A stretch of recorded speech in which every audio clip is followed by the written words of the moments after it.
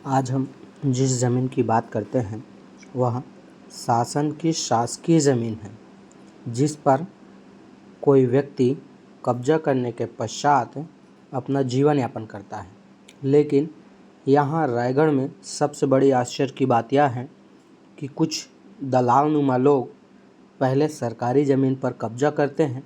उसके बाद उस ज़मीन को एक अच्छे दाम पर बेच देते हैं और फिर उनकी गिद्ध नज़र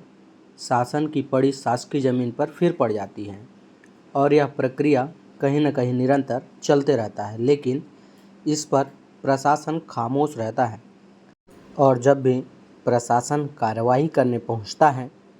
तब उन्हें एक ही जवाब मिलता है कि इस ज़मीन को हमने किसी और से खरीदी थी। लेकिन अब सवाल यह उठता है कि क्या ऐसे लोगों को बख्शा जाएगा, क्योंकि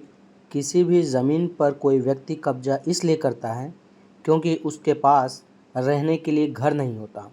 सरकार यह सोचकर उस व्यक्ति को कब्जा करने से नहीं रोकती कि उसके पास कोई आशियाना नहीं है, लेकिन आशियाने की आड़ में कई लोग व्यापार करने लग गए हैं और इसका खामियाजा हमारी सरकार को भुगतना पड़ता है, क्योंकि अवैध निर्माण इसे ही कहते हैं। आज हम पहुंच चुके हैं रायगढ़ नगर निगम के कौहा कुंडा वार्ड में, जहां पर देखा जा सकता है कि इस खाली ज़मीन पर कंस्ट्रक्शन किया जा रहा है। जब हम इस ज़मीन पर कार्य करने वाले मज़दूरों से चर्चा करते हैं कि आखिर इस ज़मीन को कौन बनवा रहा है, क्योंकि यह खाली पड़ी ज़मीन सार्वजनिक कार्यों में उपयोग किया जाता है।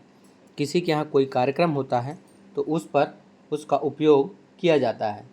लेकिन जवाब यह मिलता है कि इस ज़मीन को 2007 में खरीद लिया गया था, लेकिन उसके बाद आज तक इस ज़मीन पर कंस्ट्रक्शन नहीं किया गया। इसका मतलब साफ है कि इस ज़मीन को इन्वेस्टमेंट करने के पर्पज़ से खरीदा गया था। अब सवाल यह उठता है कि क्या शासन की शासकीय ज़मीनों पर कब्जा करने की नीयत से ये लोग ज़मीन की खरीदी और बिक्री करते हैं, जिससे समय आने पर जब इस ज़मीन का वैल्यू बढ़ जाता है तब इस ज़मीन पर कंस्ट्रक्शन करके इसे किसी और को सौंप दिया जाता है। इससे सीधे सीधे सरकार को नुकसान होता है। बहरहाल इस ज़मीन पर तहसीलदार रायगढ़ के द्वारा निर्माण करने के लिए रोक दिया गया है, लेकिन अब देखते हैं कि इस पर क्या क्या राजनीतियाँ होती हैं।